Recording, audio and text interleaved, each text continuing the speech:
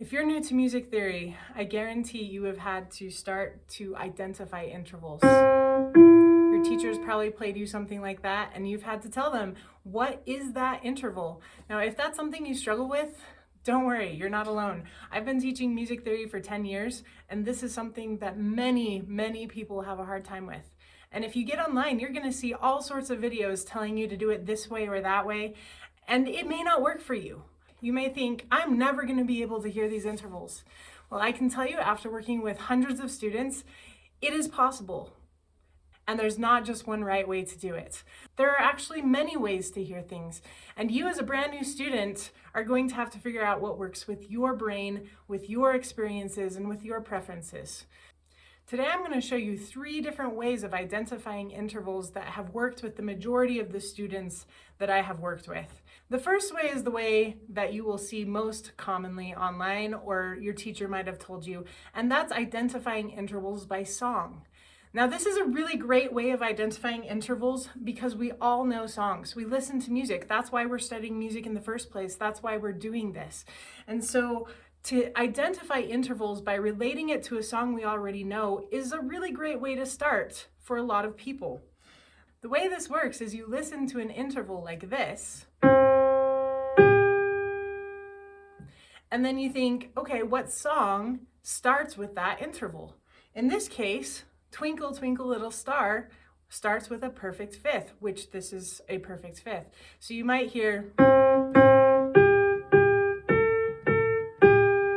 and you can associate this interval with that song. There are a lot of great resources out there for this method. A lot of people start out listening to intervals with songs, and it's a great way to go because it relates intervals to something you already know. It puts them in a context. You can find lists of songs for all the intervals, ascending and descending, out there. I'm not going to go through all of that today. You can find things out there on your own. There's plenty of resources. Go find some songs. I do recommend that you find songs for both ascending intervals like this and descending intervals like this, because they're both going to sound a little bit different, and you're going to have to find something that works for you in both contexts. I also recommend that you find songs that you are familiar with. Now, this interval is the same interval as My Bonnie Lies Over the Ocean. For a lot of people, that's a familiar melody. But if that's not a familiar melody for you, it's not going to work. You need to find melodies that actually work for you. You need to find melodies that are familiar to you and your experiences. The second way of identifying intervals is to sing up the scale. So for example, if I give you this interval, you can start with the bottom note and say, this is my new tonic. This is Do. And so if I sing up the scale and go, Do, Re, Mi, Fa, Do, Re, Mi, Fa, 1, 2, 3, 4. You can hear that these notes are 4 notes apart, from the bottom note to the top note. And so it's a perfect fourth. It fits into the major scale, 4 notes apart. It's a perfect fourth. Now, this is a really great way to do it if you're not great at recognizing the songs. I've run into so many people who cannot recognize the songs. They can make any interval fit any song. If that's you, don't worry. It's fine. It's fine, I promise. You can figure it out a different way. And this singing up the scale is a good way to do it, if you can sing a major scale off of any note. So if I change the note and I put it here, can you now sing a major scale starting on this note? Do, re, mi, fa, so. Or if I put it down here, can you sing a major scale off of this note? Do, re, mi, fa, so. If you can sing a major scale off of any note I give you, this is going to be a good method for you. So I could give you a note like this, and then another note like this, and you can try and figure out where it fits in the scale. Do, re, mi. Oh, it's a little higher than, not quite there. Okay, what about this? Do, re, no. So it's right between re and mi, so this is going to be a minor third. The third way of listening to intervals is by listening to quality, listening to how the notes interact and sound together. All intervals fit into 3 different qualities. We have perfect intervals, consonant intervals, and dissonant intervals. So a perfect interval would be like a perfect fifth, or a perfect octave, or a perfect fourth. And they all have a similar quality. They have more open, hollow sound. Consonant intervals would be like thirds or sixths, and they have a more pleasing, happy sound. It just works well together. They mesh well. They harmonize together really well. And then we have our dissonant intervals. The dissonant intervals are the minor and major seconds, the minor major sevenths, and the tritones. And those ones have a really crunchy sort of sound. They clash. They don't really work well together.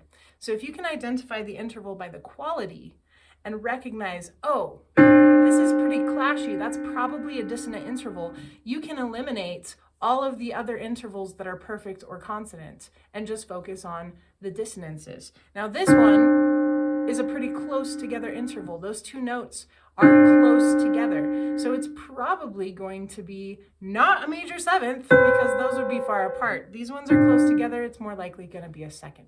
Now, if you're brand new to this, it's overwhelming. I know it is. Don't worry. There are some things you can do to help you get started. Number 1, break things down into small chunks. Don't try and listen to all of the intervals across the whole piano all at once. That's not going to work for you. Narrow it down to maybe 1 or 2 intervals at a time. Maybe just start with seconds. Maybe I just want to know, can I hear the difference between a minor second and a major second? Then maybe add thirds. Add major and minor thirds. Maybe you want to start with the perfect intervals and just try and identify all of the different perfect intervals.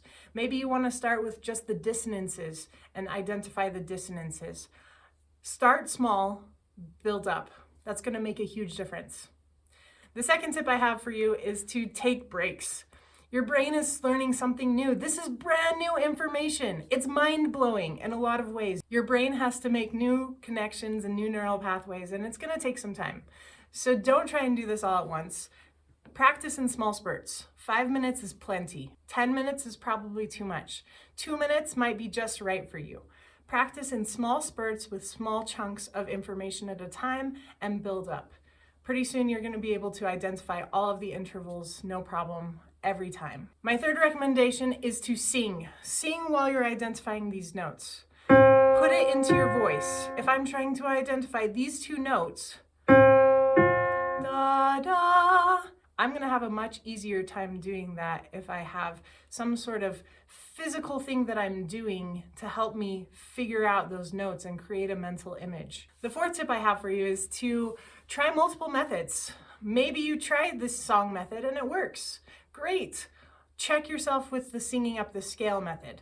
Or maybe start practicing listening for the qualities. All of these methods are valuable and effective in different contexts. Don't stick with one thing and stay there. Branch out and start trying other things as well. You might find something that clicks better and makes you a better listener, and it will just give you a deeper understanding of music in general. And number 5, make it meaningful. Why are you doing this in the first place? You're doing it to make music. You're trying to create music. So use your skills to figure things out on the piano. When you start figuring out minor seconds, listen to music and try and find the minor seconds in the melody. Or use your instrument. Pick up your guitar, play on the piano, sing it. Try and make this meaningful to you and the music that you like. Remember, ear training is a skill. It's not something that you're going to be born with or that you can do right away. I've had students practice with me for months before they could recognize intervals, but once they get it, and it's fine. You can do this. It's just going to take some time. For a more in-depth look at these 3 methods, you can check out some of my other videos. I'll walk you through step-by-step how to work up to this and some of the background skills you have to have before this will actually work for you. And if you're interested in more music theory pro tips, make sure you subscribe.